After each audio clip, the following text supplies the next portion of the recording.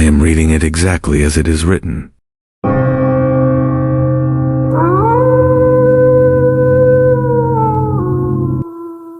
My name is Marcus, and I've been working as a night shift orderly at St. Catherine's Medical Center for about 3 years now. I'm telling you this story because I need to get it off my chest. And honestly, I don't know who else would believe me. St. Catherine's is one of those old hospitals that's been around since the 1940s. The building has that institutional smell that never goes away. Disinfectant mixed with something you can't quite identify. During the day, it's busy enough that you don't really notice the creepy aspects of the place. But at night, that's when things get different. I usually work the 11 p.m. to 7 a.m. shift, mostly doing patient transport, cleaning, and general maintenance tasks. The pay is decent, and I figured night shift would be quieter. For the most part, it was, until about 6 months ago. It started on a Tuesday night in March. I was pushing a wheelchair down to the basement storage when I heard it. A soft humming coming from the abandoned psychiatric wing. Now, that wing has been closed for renovations for over a year. The entire floor is supposed to be empty, with plastic sheeting covering everything and construction equipment scattered around. I paused and listened. The humming was definitely coming from behind those plastic barriers. It sounded like a woman's voice, humming some kind of lullaby. I figured it was probably just pipes, or the ventilation system making noise. Old buildings do that, right? But as I stood there, the humming stopped abruptly, and then I heard footsteps. Slow, deliberate footsteps, walking across what should have been an empty floor. I grabbed my radio and called security. Hey, this is Marcus, on basement level. I think someone's in the psych wing. The response came back within seconds. Marcus, that's impossible. That floor is sealed off. Are you sure you heard something? I went back and listened again. Silence. Complete silence. I shrugged it off and went back to work. The next night, same thing happened. Around 2:30 a.m., I was restocking supplies on the 3rd floor when I heard the elevator ding. I looked over and saw the doors open to an empty elevator car. The display showed it had come from the basement, specifically from the psychiatric wing level. I walked over and checked the call buttons. None of them were lit up. I pressed the basement button and rode down to investigate. When I got there, the hallway was empty, but I swear I could smell something, like old perfume mixed with hospital antiseptic. This time I didn't call security. I figured they'd think I was losing it. By the 4th night, I was starting to dread coming to work. I'd find myself constantly looking over my shoulder, jumping at every sound. That's when things escalated. I was cleaning the men's restroom on the 2nd floor around 1 a.m. when all the faucets suddenly turned on by themselves. Full blast. Water everywhere.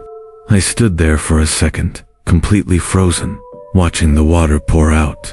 Then, just as suddenly as they'd started, they all shut off. Every single one. I checked the plumbing area behind the wall.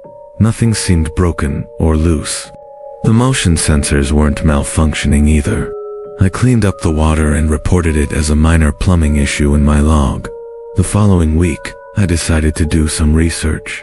I went to the hospital's admin office and asked about the history of the psychiatric wing.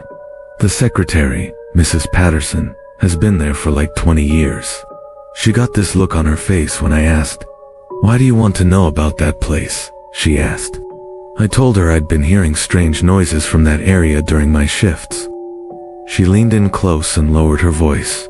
"There was an incident back in 1987, she said. A patient named Eleanor Marsh. She was in her 50s, admitted for severe depression and anxiety. Sweet woman, according to the staff who worked with her. One night, she somehow got out of her room and made it to the elevator. They found her the next morning in the basement, near the old morgue entrance. Heart attack, they said. That's terrible, I replied.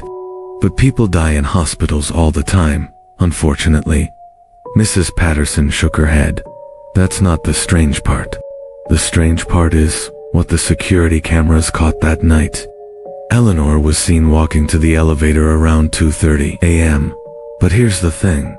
The footage shows her pressing the basement button, but she's not alone in the elevator. There's clearly someone else there, but you can't see who it is. You can just see Eleanor talking to someone. My blood went cold. 2:30 a.m. That's exactly when I'd been hearing the elevator ding. Did anyone investigate? I asked. Of course. But there was no evidence of anyone else being in the hospital that night who was unaccounted for. The other staff members all had solid alibis. It was written off as Eleanor having hallucinations due to her medication. That night, I decided to set up my phone to record while I worked. If something weird was happening, I wanted proof. I positioned it on a supply cart with a clear view of the elevator and the entrance to the psychiatric wing. Everything was normal until around 2:25 a.m. I was mopping the floor about 50 feet away when I heard the familiar ding. I looked up and saw the elevator doors open, empty, as usual. But this time, I watched more carefully. The doors stayed open for exactly 30 seconds, long enough for someone to get out and walk away. Then they closed, and I heard footsteps. Not heavy footsteps like work boots or sneakers. Light footsteps like someone wearing slippers or soft shoes. I grabbed my phone and checked the recording. What I saw made me question my sanity. The elevator opens, just like I witnessed, but in the recording, you can clearly see someone step out. A woman in a hospital gown, with long gray hair partially covering her face. She's semi-transparent, but definitely there. She walks directly toward the psychiatric wing entrance, passes right through the plastic barrier, and disappears. I watched the footage over and over. There was no doubt about it. I had recorded what could only be described as a ghost. I should have quit right then and there. But honestly, I needed the job, and part of me was curious. If this was really Eleanor Marsh, what did she want? The next night, I brought a small digital recorder with me. When I heard the elevator at 2:30 a.m., I was ready. I positioned myself near the psychiatric wing entrance and started recording. "Eleanor," I said quietly, "is that you?" The footsteps stopped. "Eleanor, if you can hear me, I want to help. What do you need?" That's when I heard it clearly for the first time.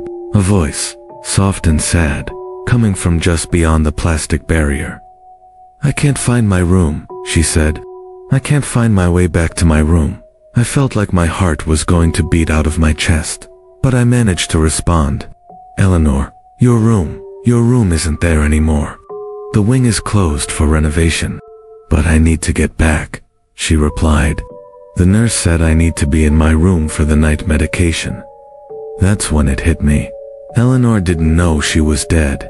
She was still trying to follow the hospital routine from 37 years ago. "Eleanor," I said gently, "you don't need the medication anymore. You can rest now." There was a long silence. Then I heard what sounded like crying. "I'm so tired," she whispered. "I just want to rest." "Then rest, Eleanor. It's okay to rest now." The crying gradually faded, and then there was silence.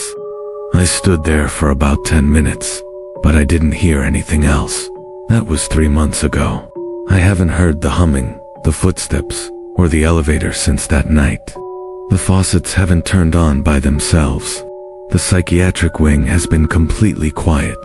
I like to think Eleanor finally found her peace. Maybe she just needed someone to tell her it was okay to let go. I still work the night shift at St. Catherine's. I still get nervous sometimes when I'm down in the basement or walking past the psychiatric wing, but I haven't experienced anything unusual since that conversation with Eleanor. Sometimes I wonder if there are others like her, lost souls, wandering the halls of old hospitals, still trying to follow routines from decades ago. It makes me more aware of the patients I interact with during my shift. Everyone deserves dignity and compassion, whether they're among the living or otherwise. I never reported any of this to hospital administration, who would believe me, but I kept the recordings. Sometimes I listen to them, just to remind myself that what happened was real. If you work night shifts in old buildings, Pay attention to the sounds around you. Sometimes, the things that go bump in the night aren't trying to scare you. Sometimes, they just need someone to listen.